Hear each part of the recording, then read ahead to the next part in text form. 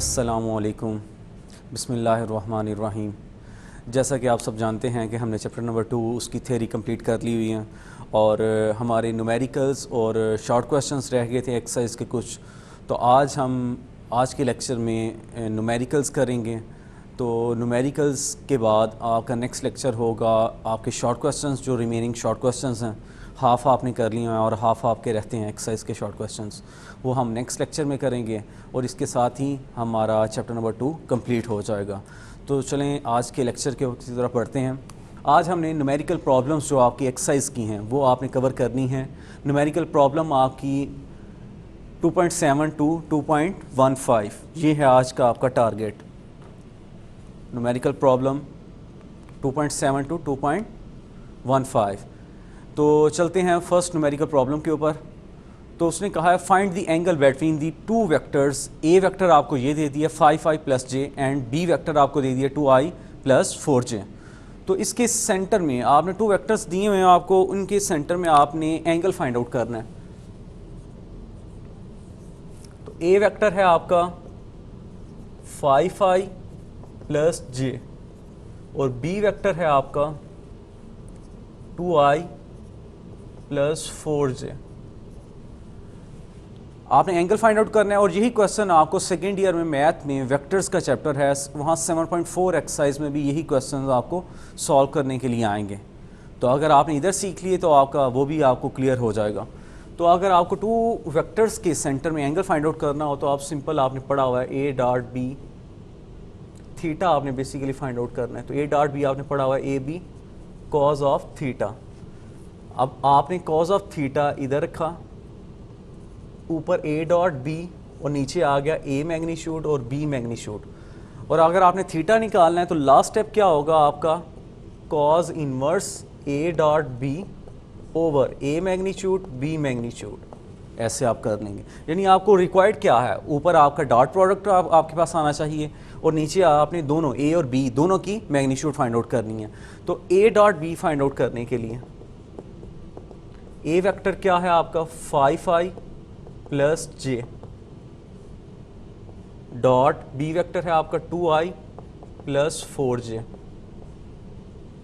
आपको पता है कि डॉट प्रोडक्ट कैसे लेते हैं, i को i के साथ, j को j के साथ मल्टीप्लाई करते हैं ना। i को i के साथ मल्टीप्लाई किया तो 10 आ गया आपके पास, j को j के साथ करें, इधर मैग्नीट्यूड 1 है, इधर 4 आ, तो इधर 4 आ गया। तो आ गया इधर आंसर, a डॉट b का आंसर 14 आ गया। अब आपने a मैग्नीट्यूड भी निकालनी है और b मैग्नीट्यूड भी निकालनी है, तो निकाल लेते हैं इधर से। a मैग्नीट्यूड अगर आपने निकालनी है तो 5 स्क्वायर प्लस 1 स्क्वायर, तो ये आ जाएगा 25 प्लस 1 मीन्स अंडर 26 और अंडर 25 होता है 5, तो 26 का हो जाएगा 5 पॉइंट समथिंग 1 कह लें आप उसको। इसी तरह b का निकालते हैं तो ये 2 square plus 4 square, 2 square plus 4 square, तो ये आ जाएगा 4 प्लस 16 मीन्स अंडर 20 और अंडर 16 मीन्स 4 होता है और अंडर 25 5 होता है, तो उन दोनों के इन बिटवीन है मीन्स 4.5 समथिंग आएगा इसके राउंड बोर्ड। एग्जैक्टली आपने कैलकुलेटर से कर लेना वो काम। तो अब ये दो सब वैल्यूज़ आप इस फार्मूले में पुट करेंगे।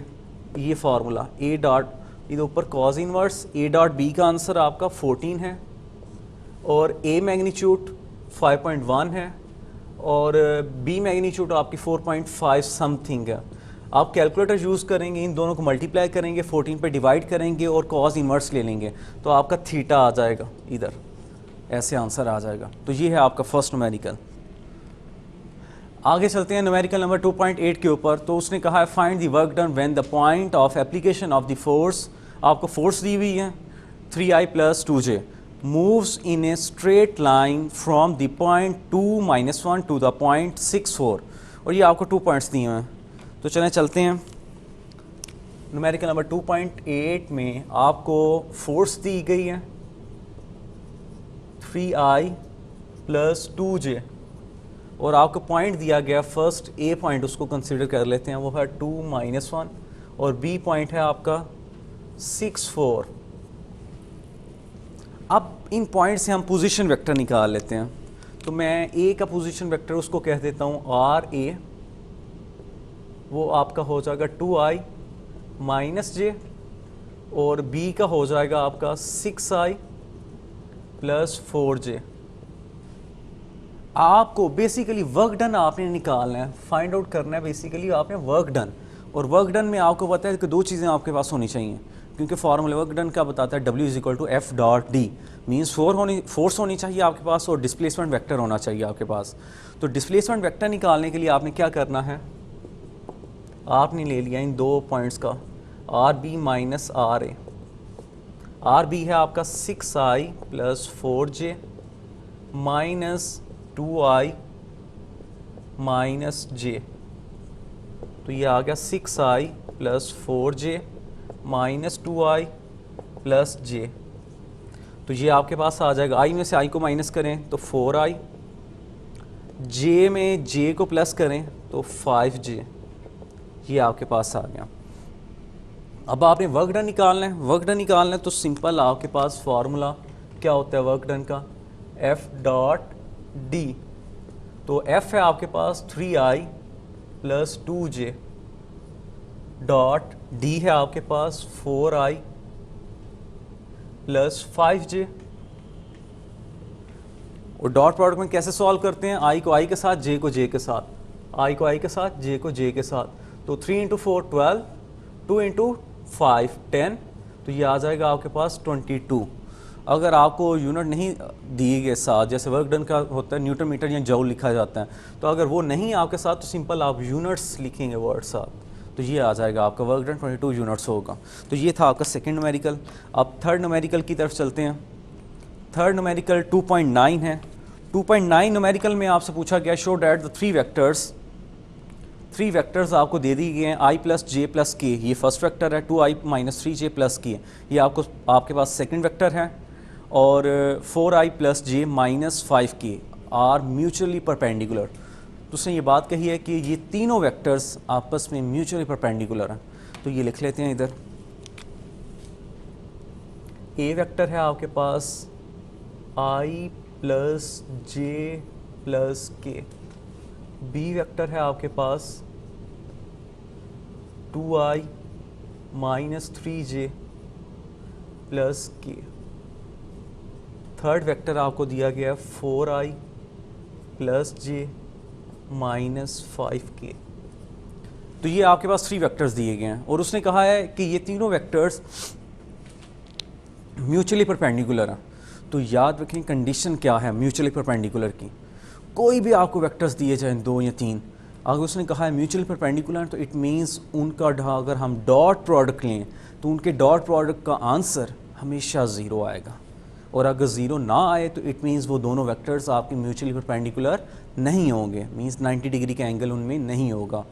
तो चलते हैं। बेसिकली अगर आपने ए और बी वेक्टर को प्रूव करना हो म्यूचुअली परपेंडिकुलर हैं या नहीं है, तो हम सिंपल ए डॉट बी का आंसर निकालेंगे कि क्या ज़ीरो आता है या नहीं आता।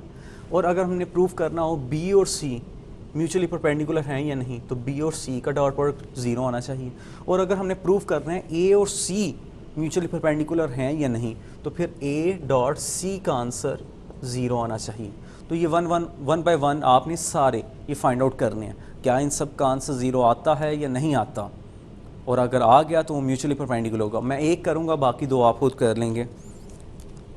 अगर टाइम शॉर्ट होता है तो लेक्चर में हमने सब चीज़ें कवर करनी होती हैं। तो ये देखें ए डॉट बी का आंसर निकालने लगा हूँ, I plus J plus K dot B 2i minus 3j plus K. Dot product कैसे लेते हैं, आई को आई के साथ, जे को जे के साथ, के को के के साथ। तो ये देखें आई को आई के साथ, जे को जे के साथ, के को के के साथ। तो 2 और इसकी मैग्नीट्यूड 1 है तो 2 आ गई, 2 माइनस 3 प्लस 1। तो ये देखें 3 माइनस 3 ज़ीरो आंसर आ गया। तो आप कह सकते हैं कि एक डॉट बी क्या है, म्यूचुअली परपेंडिकुलर है। ए और बी आपस में क्या है, म्यूचुअली परपेंडिकुलर है।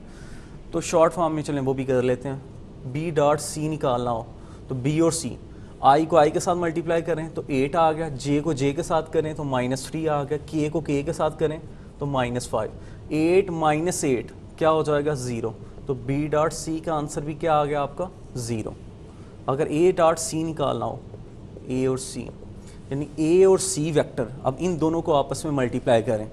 आई को आई के साथ किया तो 4 आया, जे को जे के साथ करें 1 आया, के को के के साथ करें मैग्नीट्यूड -5, तो 4 + 1 5, 5 - 5 0, तो इसका आंसर भी 0 आ गया। It means a b and c तीनों आपस में क्या है, म्यूचुअली परपेंडिकुलर है। तो ये है आपका न्यूमेरिकल नंबर 2.9 था। चलें आगे चलते हैं। Numerical number 2.10। 2.10 में आपसे क्या पूछा गया, आपसे पूछा गया है गिवन डैट ए वेक्टर आपको दे दिया गया है i -2j + k और बी वेक्टर आपको दे दिया गया है 3i - 4k। Find the projection of A on B. A on B, आपको ए वेक्टर दिया गया है इधर i -2j + 3k और बी वेक्टर आपको दे दिया गया है इधर 3i। अब j मिसिंग है इसमें से, तो मैं इसको 0j की फॉर्म में लिख लेता हूँ -4k। और उसने कहा है प्रोजेक्शन ऑफ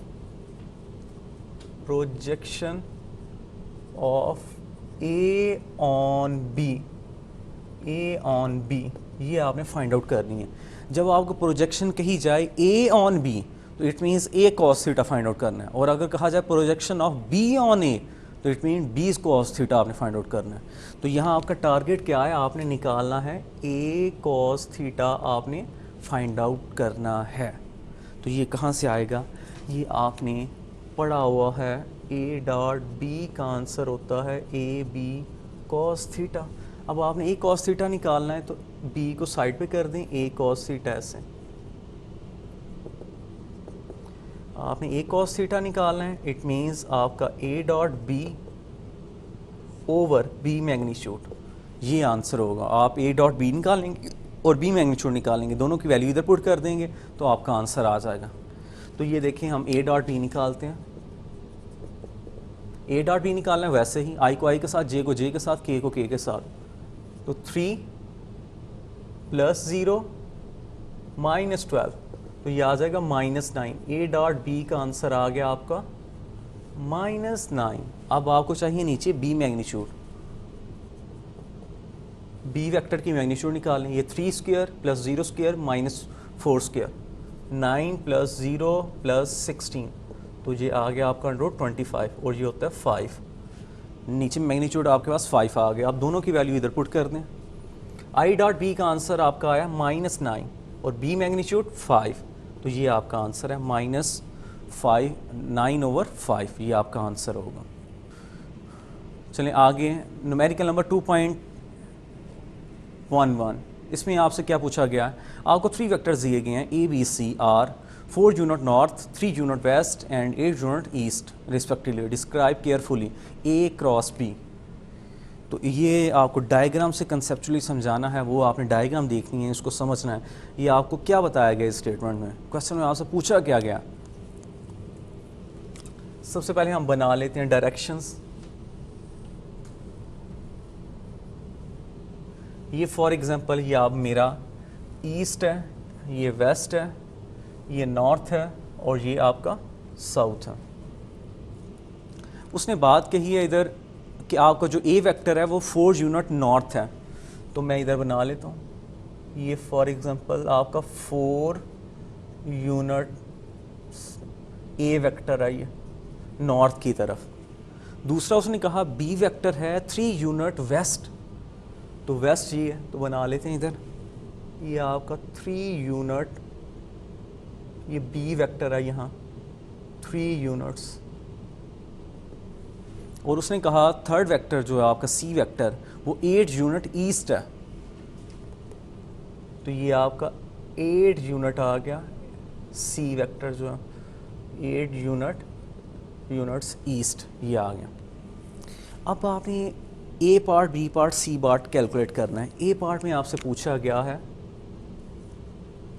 कि आपने ए क्रॉस बी फाइंड आउट करना है, और आपने वेक्टर प्रोडक्ट और क्रॉस प्रोडक्ट में पढ़ा था ए क्रॉस बी किसके इक्वल होता है, ए बी साइन थीटा और साथ एन यूनिट वेक्टर आता है।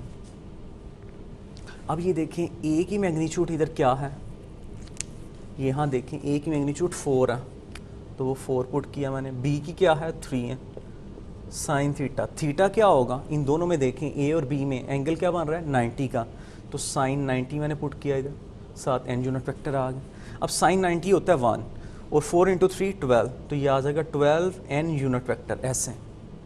लेकिन ए क्रॉस बी की मैग्नीट्यूड तो मुझे पता चल गई, लेकिन डायरेक्शन अभी बतानी है, तो एन की डायरेक्शन क्या होगी, तो ये हमें बताएगा राइट हैंड रूल।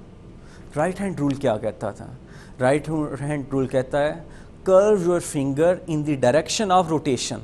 तो ये देखें ए क्रॉस बी हो रहा है तो आपने ए से अपनी फिंगर्स को कर्व करना है बी वेक्टर की तरफ। तो यहाँ डायग्राम में देखें, इसलिए मैंने कहा था डायग्राम से आपको समझाना है, तो डायग्राम से देखें curve your fingers in the direction of rotation. तो मैं ए से बी की तरफ जा रहा हूँ क्योंकि a cross b find out करना है। Curve your finger in the direction of rotation, then thumb erected the direction of unit vector. तो मेरा थम देखें अपवर्ड डायरेक्शन में, तो एन की डायरेक्शन क्या हो जाएगी अपवर्ड डायरेक्शन में। ए क्रॉस बी की मैग्नीट्यूड आ जाएगी 12 और उसकी डायरेक्शन क्या होगी अपवर्ड डायरेक्शन में। तो ये ऐसे आप बता देंगे। और अगर आपने बी पार्ट कैलकुलेट करना, बी पार्ट में पूछा गया है ए क्रॉस सी, तो ये हो जाएगा ए सी साइन थीटा और एन यूनिट वेक्टर। ए की मैग्नीट्यूड 4, सी की मैग्नीट्यूड 8, इन दोनों में भी एंगल आपका क्या है 90 डिग्री। अब ये देखिए साइन 91, 4 इंटू 8 32, तो ये आ जाएगा 32 एन यूनिट वेक्टर। इसमें अब डायरेक्शन एन की क्या होगी, तो फिर आपका राइट हैंड रूल कहता है curve your finger in the direction of rotation then thumb erected the direction of unit vector. तो अब ए क्रॉस सी है तो ए से आपने बी की तरफ रोटेशन करनी है। तो ये देखें मैं कर्व कर रहा हूँ ए से सी की तरफ क्योंकि ए क्रॉस सी है। ये देखें मैंने कर्व की अपनी fingers in the direction of rotation, तो थंब मेरा कहाँ है डाउनवर्ड डायरेक्शन में, डाउनवर्ड डायरेक्शन। तो ये एन की डायरेक्शन हो जाएगी डाउनवर्ड। तो ये आप नीचे मेंशन कर देंगे क्योंकि आपने साथ डायरेक्शन भी बतानी है। तो ये ए क्रॉस बी का आंसर, सी का आंसर आ जाएगा। अब लास्ट वन है, आपसे पूछा गया सी पार्ट में बी क्रॉस सी, तो वो B C sine theta N unit vector हो जाएगा। बी क्या है आपका 3 यूनिट्स, सी आपका 8 यूनिट्स साइन। अब एंगल देखें बी और सी में एंगल क्या बन रहा है आपका 180 है। बी इस तरफ जा रहा है और सी इस तरफ जा रहा है, एंटी पैरेलल है, तो आपका 180 डिग्री होगा और साथ एन यूनिट वेक्टर। तो ये आ गया 8 इंटू 3 24 और साइन 180 होता है आपका 0 और एन यूनिट वेक्टर, तो मल्टीप्लाई होगा तो आपका नल वेक्टर आ जाएगा। तो ये बी क्रॉस सी का आंसर आ गया नल वेक्टर। तो ये था आपका न्यूमेरिकल नंबर 2.11। चलें आगे चलते हैं। आगे न्यूमेरिकल नंबर 2.12 में आपसे क्या पूछा गया, उसने कहा है कि टर्निंग और turning effect of force about if given point by R cross F. ये तो आर का फार्मूला है आर क्रॉस एफ। आर उसने कहा है कि vector from the given point two the point of application of force. जैसे कि आपको पता है मूवमेंट ऑन आर आपका होता है कि जिस पॉइंट के ऊपर आप फोर्स लगा रहे हैं और जहां आपका टर्निंग इफेक्ट प्रोड्यूस हो रहा है वहाँ तक डिस्टेंस होता है मूवमेंट ऑफ। कंसीडर फोर्स आपको दे दी है 3i प्लस जे प्लस 5 के, वो न्यूटन्स में दी गई है। Acting on A point 7i plus 3j plus के मीटर्स में है, तो टॉर्क फाइंड आउट करके देना न्यूटन मीटर में।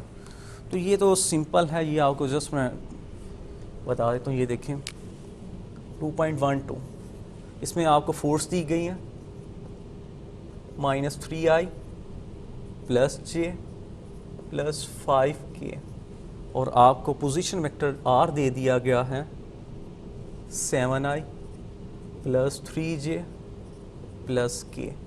ये आपको न्यूटन्स में दिया गया और ये आपको मीटर्स में। आपने फाइंड आउट करना है टार्क। आपने टार्क फाइंड आउट करना है तो टार्क का फार्मूला होता है r cross f। r cross f, r vector cross f vector आपका आता है। तो इसको बेसिकली आप डिटर्मिनेंट से फाइंड आउट करते हैं। ऊपर लिखते हैं ऐसे i j और k लिखा जाता है और नीचे r वेक्टर सबसे पहले उसके 731 हो जाएगा। तो ये 731 और आगे f -315 -315 और डिटर्मिनेंट ओपन कर लें तो आपको टार्क का वेक्टर मिल जाएगा न्यूटन मीटर्स में। तो ये देखिए कैसे करते हैं, आई पहले बाहर, इसको जो आप आई लेते हैं उसको रो और कॉलम को छोड़ देते हैं तो बाकी बच गया आपका 3115। फिर आता है -j, एक प्लस एक माइनस, एक प्लस, ऐसे चलता है। अब j लिया तो ये रो और कॉलम छोड़ दें तो बच जाएगा आपका 7 - 315, आगे प्लस k, तो 7 - 3 31। इसको सॉल्व करते हैं तो i 3 × 5 15 -1 -j। ये आप मैट्रिक्स और 10th में भी सॉल्व करके, 9th क्लास में भी सॉल्व करके आए हैं, और फर्स्ट ईयर में चैप्टर नंबर 3 मैट्रिक्स और डिटर्मिनेंट, वहाँ भी ये क्वेश्चन डिटर्मिनेंट के सॉल्व कर चुके हैं।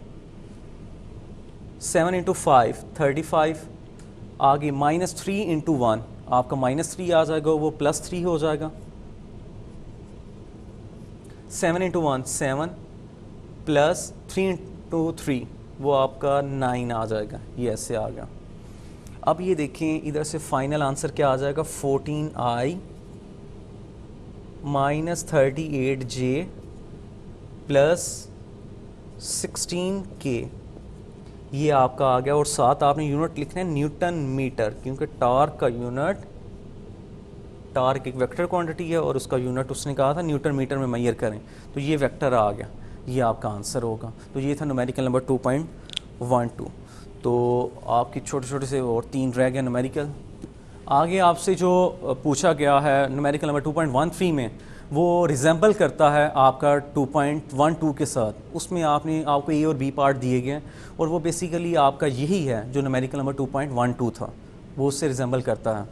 तो इसमें आपसे पूछा गया है, उसने कहा line of action of force F आपको दे दी गई है, I - 2j passes through a point whose position vector is -j + k, find the movement of force। Movement of force याद रखें टार्क के आपने फाइंड आउट करना होता है। अबाउट द ओरिजिन पे ये ए पार्ट में आपने फाइंड आउट करना है। दूसरे में क्या कहा गया, movement of force about a point of which the position vector, ये है पोजीशन वेक्टर ए। अगर पार्ट की बात की जाए उसमें तो डायरेक्ट आपको फोर्स जो दी गई है वो I - 2j ये दी गई है, और आपको जो पोजीशन वेक्टर दे दिया गया वो -j + k की फॉर्म में ये दे दिया गया, और आपने टार्क फाइंड आउट करना है, मूवमेंट ऑफ फोर्स। तो ये दोबारा आपका वही होगा, सिंपल R क्रॉस F। इधर आप I J K लिखेंगे और इधर आ जाएगा R पहले, और वो 0 - 1 1, क्योंकि इधर I मिसिंग है तो इसको 0i लिखा जा सकता है। 0 - 1 1, और आगे F 1 - 2, और इसमें K मिसिंग है तो इसको 0k लिखा जा सकता है, ऐसे 0। तो आगे इसको सॉल्व कर लेंगे आप। तो ये है, तो आपका A पार्ट का आंसर आ जाएगा। और अगर आपने B पार्ट का आंसर निकालना है, B पार्ट में आपसे पूछा गया the movement of force F about a point of which the position vector, वो आपको पोजीशन वेक्टर दे दिया R1, वो है I + 0j + k, और आपको R2 दिया गया है -j, जिसको 0i -j + k कहा जा सकता है ऐसे। तो इन दोनों को माइनस करके आपने एक रिजल्टेंट वेक्टर निकाल लेना, resultant position vector. R2 - R1 करें तो वहाँ से आ जाएगा -i -j माइनस, तो -j ही आंसर आया। फिर आगे k - k, तो वो 0k आ जाएगा। तो ये आ गया आपका। अब आपने टार्क फाइंड आउट करना है तो क्या करेंगे, I J K, आपका -1 - 1 0, और आपका F वही हो जाएगा जो पहले पार्ट में है, 1 - 2 और 0। तो इन दोनों से इस तरह आप आंसर कैलकुलेट कर लेंगे। डिटर्मिनेंट सॉल्व करना तो अब आपको आई क्या होगा, जैसे मैंने लास्ट पार्ट में भी सॉल्व किया न्यूमेरिकल में, तो यही काम आप इधर भी करेंगे। तो इससे न्यूमेरिकल नंबर आपका 2.13 सॉल्व हो जाएगा। तो न्यूमेरिकल नंबर आपका सेकेंड लास्ट न्यूमेरिकल आपका 2.14, इसमें आपसे ये न्यूमेरिकल को सबसे पहले आपको इसकी इंपॉर्टेंस बता दूँ, ये आपको बोर्ड में भी मल्टीपल टाइम्स आ चुका है, आपको एज MCQs भी पूछा जाता है और एंट्री टेस्ट एग्ज़ाम में भी ये न्यूमेरिकल आपसे डायरेक्ट एज MCQs पूछा जाता है। आपने इसको सॉल्व करना ये इजी सा है, आप वैसे विदाउट यूजिंग कैलकुलेटर आप कर सकते हैं और आपके इसमें से सारे कंसेप्ट या चेक हो जाएंगे कि आपको स्केलर प्रोडक्ट के याद हैं कंसेप्ट्स, वेक्टर प्रोडक्ट के कंसेप्ट याद हैं, इनको सॉल्व कैसे करना है, और ये आपका इस तरह पूछा गया है। इस न्यूमेरिकल में कहा गया है आपको the magnitude of the dot and cross product, आपको मैग्नीट्यूड दे दी गई है डॉट प्रोडक्ट की और क्रॉस प्रोडक्ट की, वो क्या दी है 6√3 एंड 6 रिस्पेक्टिवली, ये आपको देती है मैग्नीट्यूड। उसने कहा find the angle between the vectors, तो ये इधर देखें फर्स्ट पॉइंट में कहा आपको the magnitude of dot product, तो वो A डॉट B मैग्नीट्यूड ये होता है AB कॉस ऑफ थीटा के, और वो कितनी दी गई है आपको 6√3।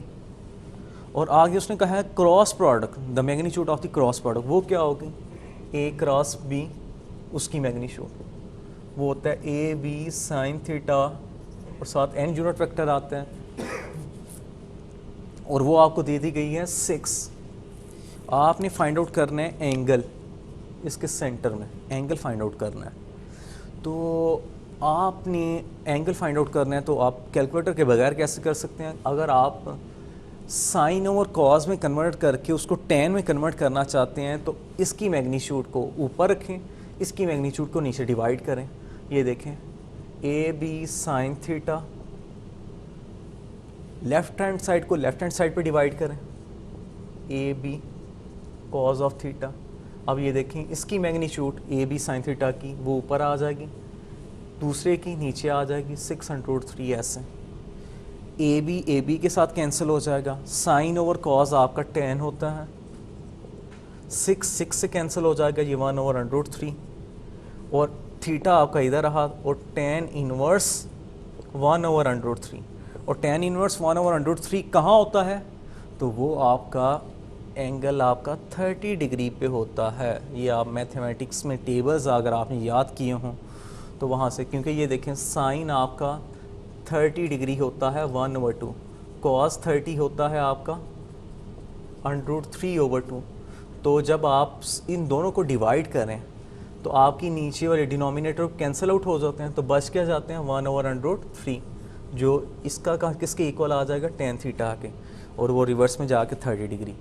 तो इस तरह आपको टेबल्स भी याद होने चाहिए कि आप विदाउट यूजिंग कैलकुलेटर कैसे कर सकते हैं। तो ये एंट्री टेस्ट की भी आपको टिप है, ये टेबल्स आपको याद होने चाहिए। साइन 30 क्या होता है, कॉस 30 क्या होता है, कॉस 60 क्या होता है, √10 45 क्या है, ये सारी टेबल्स आपको याद हों। आपको फ्रैक्शंस फिंगर टिप्स पे होनी चाहिए, तो इस तरह आप कर सकते हैं आसानी से। तो लास्ट न्यूमेरिकल चैलेंज करते हैं अब। ये आपका न्यूमेरिकल नंबर 2.15 जिसमें आपने फाइंड आउट करना है a load of 10 Newton is suspended from A cloth line. आपको कहा गया है कि वो लाइन को डिस्टॉर्ट कर देता है, टूट जाती है, that make it an angle of 15 degree with and horizontal at each other, find the tension in the clothes line. अब ये बेसिकली आपको लोड दे दिया गया। फॉर एग्जांपल लोड आपका कितना है, ये डायग्राम्स को समझें सबसे पहले। ये फॉर एग्जांपल आपका वेट था, लोड 10 न्यूटन, वो आपने वायर्स के थ्रू सस्पेंड कर दिया, मीन्स उसको हैंग किया आपने। ये देखें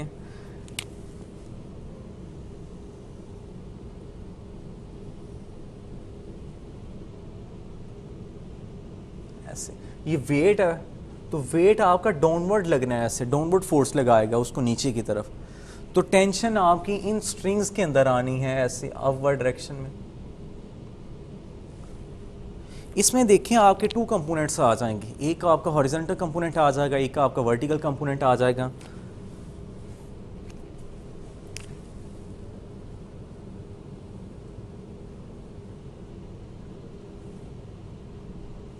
आपने पढ़ा हुआ लास्ट टॉपिक जो आपने इक्विलिब्रियम का पढ़ा था, तो उसमें आपने पढ़ा था कि इक्विलिब्रियम कब होता है, जब आपका summation of all the forces acting on a body, जो फर्स्ट कंडीशन थी आपकी acting on a body is equal to 0, उसमें आपका Fx भी 0 होना चाहिए और वाई, उसका वर्टिकल कंपोनेंट भी ज़ीरो होने चाहिए, तब वो इक्विलिब्रियम में होगा। तो अगर आप उसकी देखें हॉरिजॉन्टल कंपोनेंट, तो हॉरिजॉन्टल कंपोनेंट होते हैं आपकी कॉस की फॉर्म में, और वर्टिकल कंपोनेंट होते हैं साइन की फॉर्म में। तो इधर आपके बेसिकली आ जाएगा टी कॉस थीटा, इधर भी आ जाएगा टी कॉस थीटा, इधर आ जाएगा टी साइन थीटा, ये वर्टिकल कंपोनेंट है, तो इधर भी टी साइन थीटा, और इधर एंगल आपका बन रहा होगा 15 डिग्री। अब इधर आप अगर आप इसको देखें तो आपको पता चलेगा कि अगर आप हॉरिजॉन्टल कंपोनेंट fx को देखें तो आपका ये कंपोनेंट और ये कंपोनेंट एक दूसरे को कैंसिल आउट कर देंगे, क्योंकि ये कोई भी रोल प्ले नहीं कर रहे। आपका रोल प्ले कर रहे होंगे वर्टिकल कंपोनेंट, जो आपका कंपोनेंट है समेशन fy, ये रोल प्ले करेगा। तो ये बता रहा है। अब ये देखें, अगर वर्टिकल फोर्सेस को आप स्टडी करें तो एक फोर्स जो वेट की फोर्स है वो डाउनवर्ड है, और 2 अपवर्ड फोर्सेस हैं। वो कौन कौन सी हैं? एक ये आ गई आपकी टी साइन थीटा, एक ये आ गई आपकी टी साइन थीटा। तो अपवर्ड फोर्सेस ज़्यादा हैं। तो जो अपवर्ड फोर्सेस हैं उनको आपने पढ़ा है, जैसे आर्टिकल पढ़ा था आपने, अपवर्ड फोर्सेस को पॉजिटिव लेते हैं, डाउनवर्ड फोर्सेस को नेगेटिव लेते हैं। तो यहाँ आ जाएगा T sine theta plus T sine theta, और एक डाउनवर्ड फोर्स है वो है वेट की, तो वो minus W is equal to zero. ये किसको प्लस लेना है, किसको माइनस लेना है, तो ये आप आर्टिकल में पढ़ चुके हैं, लास्ट आर्टिकल में। तो इधर आ जाएगा 2t साइन थीटा, और ये w जो है माइनस डब्ल्यू दूसरी तरफ चले जाएगा। अब इधर से आपने टेंशन बेसिकली फाइंड आउट करनी है, find the tension in the clothes. तो ये t फाइंड आउट करना है, तो ये t is equal to w over 2 sine theta. आपको थीटा इधर उसने 15 डिग्री दिया हुआ, 15 डिग्री। तो ये देखें आपने इधर वैल्यू पुट कर दी है। W आपको कितना दिया, 10 न्यूटन, 2 साइन और आपका 15 डिग्री। अब आप कैलकुलेटर यूज़ करेंगे तो यहाँ से फिर आपको टेंशन आके निकल आएगी, और ये इतना इंपॉर्टेंट है। साइन 15 की वैल्यू फाइंड आउट करेंगे, उसको 2 से मल्टीप्लाई करेंगे और उसको फिर 10 से डिवाइड कर देंगे, तो यहाँ आपका आंसर 19 के राउंड अबाउट आ जाएगा, 19.3 न्यूटन। ये इतना इंपॉर्टेंट है कि आपको आंसर भी याद होना चाहिए, और ये मल्टीपल टाइम्स ये भी आ चुका है बोर्ड में, और एज ए MCQs भी आ चुका है। तो ये था आपका आर्टिकल, और ये इसके साथ ही आपके न्यूमेरिकल्स कवर हो गए हैं, और अब आपके शॉर्ट क्वेश्चन नेक्स्ट लेक्चर में करेंगे और आपका चैप्टर वाइंड अप हो जाएगा। नेक्स्ट लेक्चर तक मुझे इजाज़त दीजिए। कोई क्वेश्चन हो तो कमेंट्स में आपने ज़रूर पूछना है। नेक्स्ट लेक्चर तक अल्लाह हाफिज़।